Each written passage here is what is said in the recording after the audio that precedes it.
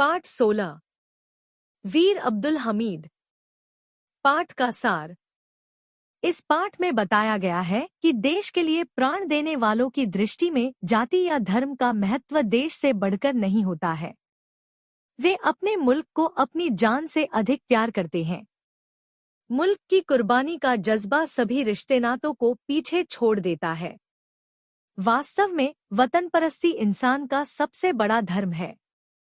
मेरे वतन में हिंदू, मुस्लिम और सिख ईसाई अलग अलग कितने हैं, यह तो मैं नहीं जानता, परंतु यह मैं जरूर जानता हूँ कि मेरे देश में 80 करोड़, अब 120 करोड़ से भी अधिक हिंदुस्तानी बसते हैं। आज मैं उन्हीं हिंदुस्तानियों में से एक की कहानी सुनाना चाहता हूँ। उसका नाम अब्दुल हमीद था। न वह कोई हीरो था और न मैं उसे हीरो बनाना चाहता हूँ। वह एक मामूली हिंदुस्तानी किसान था। उसी किसान से आपको मिलाना चाहता हूँ। वह पढ़ा लिखा नहीं था, परंतु वह धान की नाचती हुई हरियाली, पके हुए गेहूं के सोने और भुट्टे के मोतियों, गन्ने की रसीली लचक, मटर के कासनी फूलों, सरसों की पीली चुनरी, बरसात के पहले छींटों और मिट्टी की ताज़ी महक पर गुनगुनाना जानता था। मैं भी गाजीपुर का हूँ और मैं केवल यह कहना चाहता हूँ कि अब गाजीपुर का होना गौरव की बात है। आज हिंदुस्तान की हर बस्ती सोच रही है कि काश अब्दुल हमीद उसका बेटा रहा होता। मैं यह नहीं कहता कि वह मेरे गाजीपुर का था। मैं यह कहता हूँ कि मैं उसके गाजीपुर का हूँ। मैंने गाजीपुर को क्या दिया है? उसने गाजीपुर को परमवीर चक्र दिया है। उसने अपने बेटों, अपनी बेटी के लिए सौगात न भेजी, परंतु उसने गाजीपुर को एक बड़ी कीमती सौगात भेजी, परमवीर चक्र। अब्दुल हमीद को तिलक लगाकर गाजीपुर धन्य हो गया। इस वक्त मेरी मेज से एक पोस्टकार्ड मेरी तरफ लगातार देखे जा रहा है। यह एक पिक्चर पोस्टकार्ड है जिस पर एक छोटा सा संदेश है। संदेश यह है, प्रिय राही, हम अमन चाहने वालों को यह लड़ाई बुरी लग रही थी जो हम पर थोप दी गई थी। हवलदार अब्दुल हमीद शहीद हुए तो लगा यह खूनों का संगम कितना पवित्र बन गया है।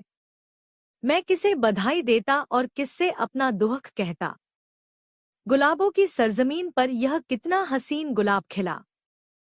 किसे खत लिखता, उनके घर का पता ही नहीं मालूम। फिर याद आया कि तुम तो घरेलू ही हो उनके गाजीपुर के इस शहीद के लिए तुम्हारे सिवा और किसे बधाई दूं और किससे शोक प्रकट करूं। यह खत पढ़कर मेरा रोम अब्दुल हमीद के एहतराम में खड़ा हो गया। मैं सोच रहा हूँ कि आखिर इस नाम में ऐसा कौन सा जादू है कि आज हिंदुस्तान का हर आदमी उसे एक मीठी चीज की तरह अपनी जुबान पर फिरा रहा है। बात यह है कि अब्दुल हमीद के आत्मबलिदान ने यह साबित कर दिया है कि कौमों की बुनियाद मजहब पर नहीं होती। कौम जमीन पर दूब की तरह उगती है और बरगद की तरह सरबुलंद होती है। धर्म तो वस्त्र है।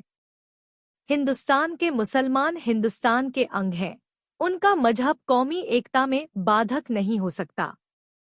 अब्दुल हमीद हिंदुस्तानी किसान और हिंदुस्तानी मुसलमान का प्रतीक है।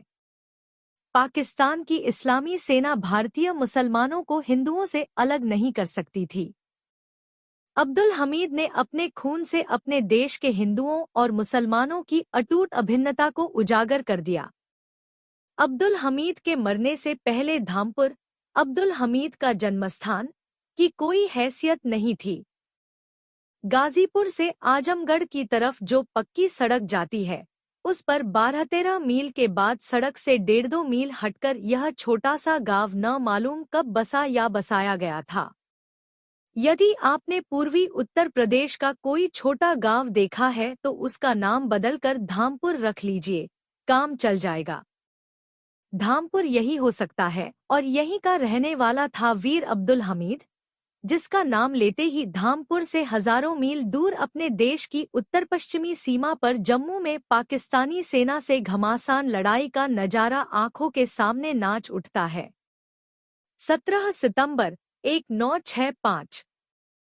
अब्दुल हमीद ने भारतीय सीमा की रक्षा के लिए, अपने देश की इज्जत रखने के लिए और पाकिस्तानी हमलावर उसके देश की धरती पर अपना पाँव न जमा सकें, इसके लिए अपने प्राणों की बाजी लगा दी।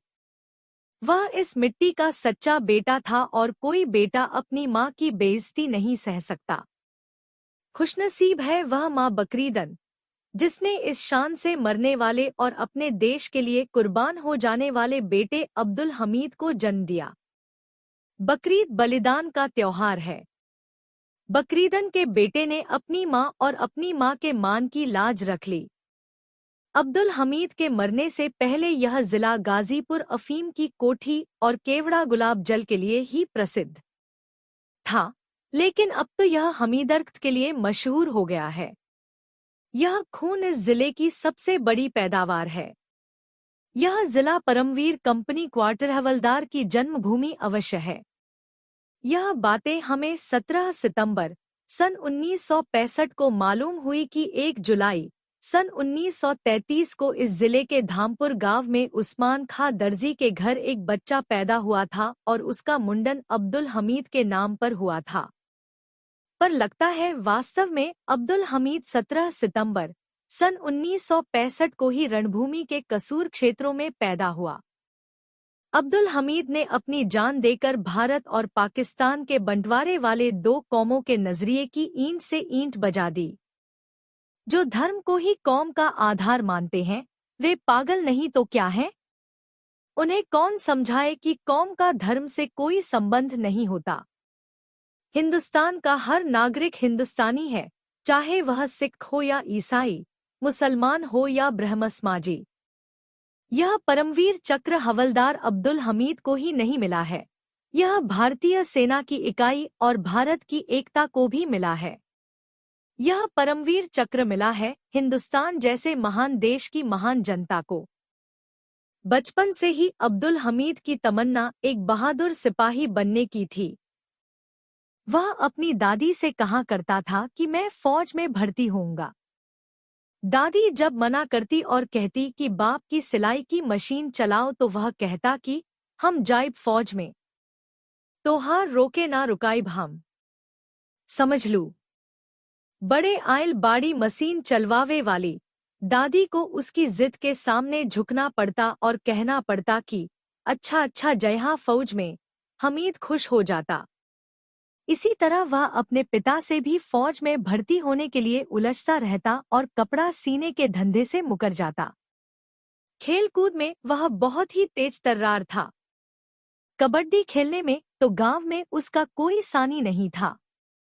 उसका पिता उस्मान खेल में अपने बेटे की फुर्ती और कलाबाजी पर फूला नहीं समाता था। अब्दुल हमीद ने दर्जा 4 के बाद पढ़ना छोड़ दिया और वह खेलकूद कुश्ती में ही जमा रहता। किसी तरह सिलाई का काम सीख तो लिया, पर उसमें उसका जी नहीं लगता था। वह तो फौज में जाने को उतावला था। फौज में जाने के लिए फुर्तीले बदन की जरूरत होती है, इसीलिए कबड्डी और कुश्ती में उसका जी खूब लगता। उसे पहलवानी तो विरासत में मिली थी। उसके पिता और नाना दोनों ही पहलवान थे। वह तड़के ही कंधे पर लंगोट डालकर अखाड़े पर पहुंच जाता। दंड पेलता, बैठकी मारता, अखाड़े की मिट्टी बदन में मलता और दाव सीखता। शाम को लकड़ी सीखता और रात को नींद में फौज और जंग के ख्वाब देखता। वह देखता कि उसके हाथों में 12 बोर की एक दुनाली बंदूक है। वह ख्वाब में ही दुश्मनों को भून डालता और जब लाम पर से लौटता तो सारा धामपुर ढोलतासे के साथ उसका स्वागत करने आता। अपने इसी स्वप्न को पूरा करने के ख्याल से हमीद 22 दिसंबर 1954 को बनारस जाकर फौज में भर्ती हो गया। पहले ही दिन परेड में हवलदार ने सवाल किया, जवान, क्या तुमने परेड सीखी है? नहीं, जवान ने जवाब दिया। सिपाही अब्दुल हमीद इस जवान का नाम था। फिर तुम्हारे पैर ठीक क्यों पड़ते हैं? सवाल हुआ। हम लकड़ी सीखते हैं, जवान ने जवाब दिया। परेड करवाने वाले हवलदार की बाजी मात हो गई। उस्ताद परेड के मैदान से निकलकर शागिर्द बन गया और शागिर्द उस्ताद। वह अपने साथियों को भी लकड़ी सिखाता। निशाना लगाने में तो उसको कमाल हासिल था। वह उड़ती चिड़िया को भी आसानी से मार गिराता। उसके सभी साथी उसकी फुर्ती, बहादुरी और सधे हुए निशाने की तारीफ करते नहीं अघाते। फिर उसकी मिलनसार शख्सियत और दोस्ताना व्यवहार भी सभी साथियों का मन मोह लेता। अब्दुल हमीद को अपना रणकौशल दिखाने का मौका जल्दी ही मिल गया। 1962 ईस्वी में हमारे देश पर चीन का हमला हुआ। हमारे जवानों का एक जत्था चीनी फौज के घेरे में है। हमीद भी है। लोगों को क्या मालूम कि यह सावलासलोना जवान वीर ही नहीं, परमवीर है। यह तो उसकी पहली अग्नि परीक्षा थी। लोगों ने देखा कि उसमें अपार साहस है। वह मौत और शिकस्त के मुकाबले डटा हुआ है। साथी एक एक करके कम होते जा रहे हैं। उसके बदन से खून के फव्वारे छूट रहे हैं, पर उसके मन में कोई कमजोरी नहीं आती, न पिता की, न माँ की, न बीवी की, न बेटे की, न गांव की, न घर की। वह हमीद न बाप था, न पति। वह तो एक सैनिक था, असली हिंदुस्तानी सैनिक। वह हिंदुस्तानी बहादुरी की परंपरा का प्रतीक था। उसकी मशीन गन आग उगलती रही, उसके गोले खत्म होते गए। अब वह क्या करे? क्या वह हथियार डाल दे या मैदान छोड़कर दूसरे मैदान में जाकर लड़े? उसने दूसरे मैदान में जाने का फैसला किया। पर मशीन गन कैसे छोड़े दुश्मनों के हाथों में? उसने मशीन गन तोड़ डाली। फिर वह बर्फपोश पहाड़ियों में एक परछाई की तरह रेंग गया। वह कंकरीली पथरीली जमीन पर जंगल और झाड़ियों के बीच भूखा प्यासा चलता रहा और एक दिन उसे एक बस्ती दिखाई पड़ी। वह थोड़ी देर के लिए ताजा दम हुआ, मगर बस्ती में दाखिल होते ही बेहोश हो गया। यह तेजपुर था। इस मोर्चे की बहादुरी ने जवान अब्दुल हमीद को लांसनायक अब्दुल हमीद बना दिया। यह तारीख थी 12 मार्च 1962। इसके बाद तो 2-3 वर्षों में ही हमीद को नायक, हवलदारी और कंपनी क्वार्टर मास्टरी भी हासिल हुई। जब 1965 में पाकिस्तान ने देश पर हमला किया तो अब्दुल हमीद का खून खौल उठा। शायद पाकिस्तान यह समझता था कि भारत के मुसलमान पाकिस्तानी आक्रमणकारियों का खुला विरोध न करेंगे, पर उनका यह समझना कोरा भ्रम था। भारत के मुसलमानों को भी अपने देश पर उतना ही अभिमान है जितना हिंदुओं को। हिंदू मुस्लिम दोनों ही जान हथेली पर लेकर रणभूमि की ओर लपके। जिन लोगों के मन में मुसलमानों के प्रति शंका थी, अब्दुल हमीद की कुर्बानी ने उस शंका को निर्मूल सिद्ध कर दिया। साथ ही यह भी सिद्ध कर दिया कि देश पहले है, धर्म पीछे। 17 सितंबर 1965 कसूर का क्षेत्र घमासान लड़ाई छिड़ी हुई थी। पाकिस्तान को अपने मंगनी के पैटर्न टैंकों पर बड़ा नाज था। इन दैत्याकार फौलादी टैंकों द्वारा सब कुछ रौंदते हुए भारतीय सीमा में घुसते आने का उसका हौसला बुलंदी पर था। पर यह हौसला भारतीय वीरों के सामने पस्त होता गया। यहाँ एक मोर्चे पर हमीद ने अपने साथियों को ललकारा, आगे बढ़ो। वह खुद आगे बढ़ा। उसने देखा, दुश्मन सिर से पैर तक लोहे का है। उसकी एंटी टैंक बंदूक ने आग उगलनी शुरू कर दी। हमीद का निशाना तो अचूक था ही। लोहे का एक दैत्य गिरा, दूसरा गिरा, तीसरा गिरा। आगे बढ़ो, हमीद ने जोर से नारा लगाया। क्षण भर में ही 3-3 टैंक बर्बाद हो गए। पाकिस्तानी हमलावरों को मुंह की खानी पड़ी। उस समय हमीद में न जाने कौन सी अद्भुत शक्ति भर गई थी। वह अपने प्राण हथेली पर लेकर हमला करता जा रहा था। देखते देखते उसने 3-3 टैंक धराशायी कर दिए। इसी वक्त कोई चीज उसके सीने से टकराई। उसे दर्द का कोई एहसास नहीं हुआ। उसने यह जरूर देखा कि हर तरफ अंधेरा रेंगता बढ़ा चला आ रहा है। उसने फिर आगे बढ़ो कहना चाहा, मगर उसने देखा कि होठों से शब्द निकलने की ताकत नहीं रह गई है। इसलिए उसने एक ऐसा शब्द निकाला जिसमें होठों की जरूरत नहीं होती, अल्लाह। यह शब्द गूंजा, इतना गूंजा कि रणभूमि की आवाजें दब गईं और फिर हर तरफ सन्नाटा छा गया, एक अथाह सन्नाटा, एक अनंत सन्नाटा। बरसों से यही एक ख्वाब उसका पीछा कर रहा था, वतन के लिए मरना।